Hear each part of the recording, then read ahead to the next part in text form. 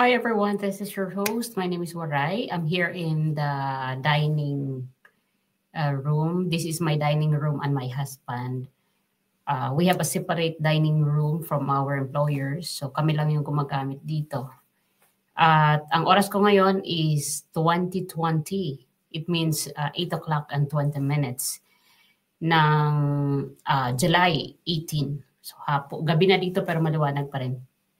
At hindi pa ako nag-switch on ng ilaw kasi yung sinag ng gagaling sa sa labas, yun pa yung ating kinukonsumo para hindi tayo masyadong expensive sa ating mga bills. Anyway, I'm not paying my bills. It's my boss. Pero syempre, for them to help na ma-lessen yung kanilang bills sa electricity. So habang may liwanag, pagamitin na natin para kahit pa paano hindi burden. So again, naka-duty pa ako, kaya naka-uniform pa rin tayo. At yung matanda ko nandun na nanood ng TV sa sala. Sala is living room. Sabi ko, dito muna ako dahil magre-record ako ng video. So guys, let me clarify doon sa first vlog ko kanina, tungkol doon sa Net25 na para bang yung mga ibang nag-comment ay naagrabyado ko kasi parang sinabi ko daw na bias yung Net25. Actually, hindi ko sinabing bias. Sinabi ko nga na patas magbalita at dahil nga kay Miss Eden, mas lalong tumingkad yung kulay, yung pagkakakilala ng Net25 dahil sa line of questioning ni Miss Eden Santos sa Malacanang press corps. Dahil siya lang yung straightforward na journalist na parang walang kinakatakutan, walang pinag-aalinlanganan. Talagang kung itatanong niya, itatanong. Few days ago, tinanggal siya pansamantala sa press corps dahil sa bagong PCO ngayon na si PCO Gomez, ibinabalik or ibabalik si Miss Eden sa press corps. Kaya makikita natin siya sa Lunes probably.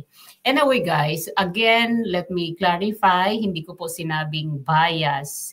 Actually, sa ating thumbnail ngayon, sino ba sa dalawang istasyon ang sang-ayon kayo na patas magbalita? Kasi nung mga nakaraang campaign period o even yung pag-arrest kay PRRD, ang talagang may matapang na pagbabalita at may paninindigan na inayunan ng kadamihan ay yung Net25 at saka yung SMNI. Do ang SMNI hindi ganoon kalaki ang kanilang followers sa kanilang YouTube kasi tinanggalan din sila ng prangkesa. So medyo limited yung kanilang ginagalawan pagdating sa pagbabalita dahil nga wala silang prangkesa na pwedeng ma-reach nila yung mga iba't ibang sulok o parte ng Pilipinas at even international. But itong dalawang istasyon na to, kilala ito sa patas at makatotohanan ng pagbabalita.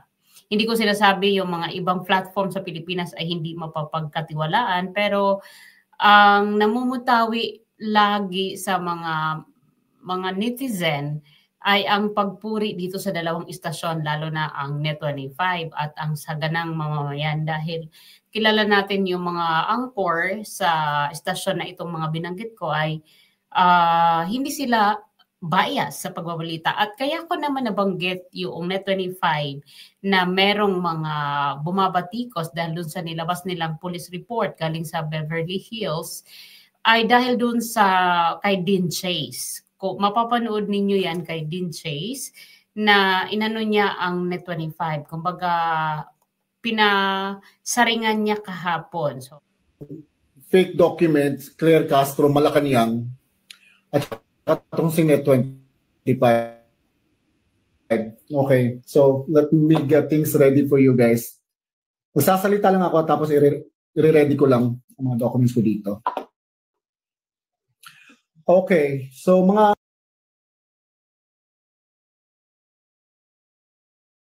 So guys, binanggit niya dyan ang Net25 na para bang hindi siya happy doon sa nahagilap o na sagap na report ng Net25 sa LA. Kaya yun, doon ako nag-base. At iba na ring mga social media personality, pinag-usapan din ang Net25. Kaya doon din ako nag-base sa vlog ko kaninang umaga. Kaya nga sinabi ko may mga social media personality na para bang question yung naipresenta ng Net25 na police report. Hindi ko rin sinabi na ang Net25 mali-mali yung kanilang kinuhang police report. Kasi sabi ko nga, ang makakapagpatunay lang dito talaga ay si FL na malinis siya, malinis ang family nila, wala silang involvement sa anumang mga balita tungkol dito sa YPS. Kaya hinahamon natin na FL, please speak for yourself. Not man na magdidepend ka sa ASEC ng Pilipinas dahil hindi naman ikaw nasa Malacanang. I mean, you are not the president. You are the wife of the president. Pero si Attorney Claire ang pinapagsasalita nyo sa nangyari sa party ninyo dun sa LA. Wala po akong sinabing mali yung report. Kaya gusto ko lang i-clarify kasi kailanman hindi ako nagduda sa pagbabalita ng Net25. Dahil sila nga yung kinaadikan ko kada umaga dito, mga around 10 dito ng Spanish time. Nakatutok na ang headset ko niyan sa kabit na yan sa ears ko, yung wireless headset ko kasi nanonood ako sa programa ng Saganang Mamamayan. Kasi natutuwa ako dun sa kanilang mga texter, yung mga nagsisend sa kanila ng mga sagot dun sa kanilang tanong, diba? Yung may tanong sila, tapos sasagutin ng mga netizen. So yun yung portion na pinakapaborito ko. Kaya hindi ko pwedeng sabihin na against ako sa mga pagbabalita ng Net25. Nagbase lang po ako dito kay Dean Chase. Pero this morning, not this morning, kahapon, mismo, clarify niya na para bang nanghingi din siya ng dispensa sa Net25 na nakapagbitaw siya ng salita na hindi naman niya inaakusahan ang Net25 na mali ang kanilang report na nasagap, pero para bang siya, siguro nabigla doon sa ipinresenta ng Net25. So kasi naguguluhan na tayo ngayon which is the fake news and which is the real report. Yan ang mahirap sa atin. Kaya para matanggal yung confusion natin, kung alin ba talaga ang totoo, yung present ni Dean Chase o yung present ng Net25, ang pinaka-the best dyan na maglilinaw sa lahat ay si FL.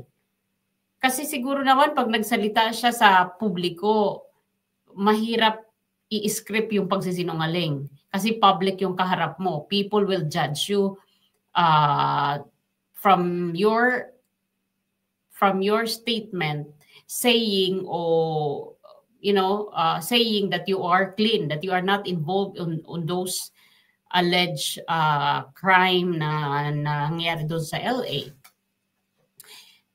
Kaya yun ang gusto natin, na siya mismo ang magsalita. At kung tatanungin niyo ako kung bakit kailangan ko sumali sa pag-call out ng pangalan ni FL to speak for herself, it's because we are paying taxes, we are remitting money for remittances, at may ambag po tayo sa Pilipinas.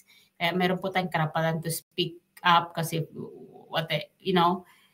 Pilipino pa rin tayo at may karapatan tayo. Tulad nito malaking issue yan at maybe pag-usapan natin sa susunod yung kay Eric kanina isiniwalat. That was really a shocking topic na narinig ko from Eric Celis na binebenta na pala ang ating sovereignty kay yung soberanya natin sa yung soberanya ng Pilipinas ay halos ibenta na tayo ni PBBM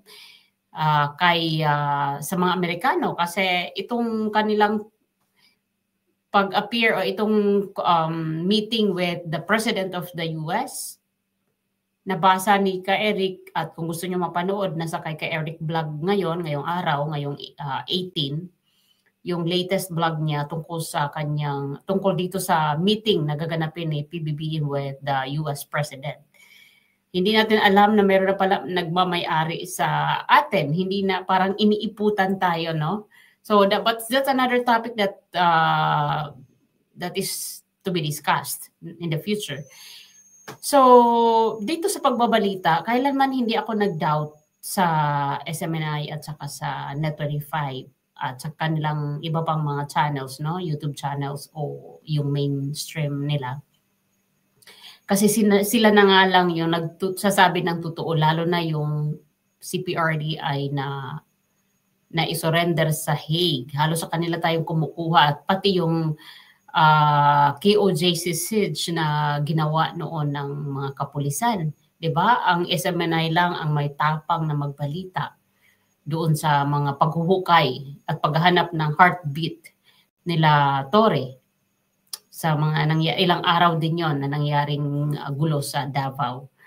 Kaya kung babalikan natin yung thumbnail kung sino sa dalawang istasyon o kung sang-ayon tayo sa dalawang istasyon na ito na patas ang pagbabalita, I still believe na patas sila kasi the crown moment of the Net25 when Miss Eden Santos speak straightforward to the ASEC of the Malacanang, no? Sobra siyang hindi natatakot at sobrang makatotohanan at sa totoo sa ano lang siya sa totoong pagbabalita. Kaya nga siya 'di ba na anon muna ngayon pansamantala pero good news ibabalik na rin siya sa Malacanang press corps. So anyway, the same with SMNI, ganun din ang kanilang bases, may mga biases ang bawat isa ang mga media natin pero makikita mo talaga yung makatotohanang pagbabalita dito sa SMNI, sa Net25 at kay Manong Ted at DJ Chacha. Yun po, sila po yung tatlong sinusubaybayan ko. So yun po, maraming salamat and I hope nagkaintindihan tayo at na-clear ko yung aking na-vlog kanina about Net25. Hindi po ako nag-akusa na they are biased. Sabi ko nga, patas sa pagbabalita. Yun lamang, magandang gabi, magandang umaga at hapon sa inyong lahat. Bye for now. Back to duty na ako. Bye. Dumidilim na rin so I have to switch on lights.